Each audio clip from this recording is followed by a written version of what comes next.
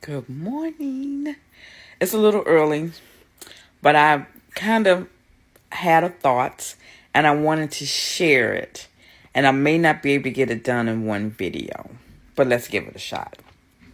So I woke up with the thought this morning that as women, we devalue ourselves more than men, right? And so why would you say that, Rhonda? Why would you say that, Rhonda, that we as women, we devalue ourselves more than men? Because we need to understand that we first must have a value of ourselves before we are able to add value to someone else. That's number one. So think about that. We must first have value of ourselves here, right? And here before we are able to give that value to someone else, right? So think for a moment, just go with me for a moment and think about God's creation of us. So first God made man, right? And just go with me. I'm just my thought process. First, God made man, created him, right?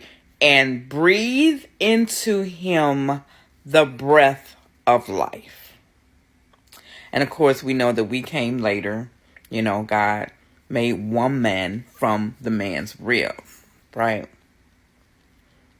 So that breath that God breathed into man is energy. That's the energy that gave him life, right? So now I'm back to us. So we have energy or life in us that we share with people every day, all day.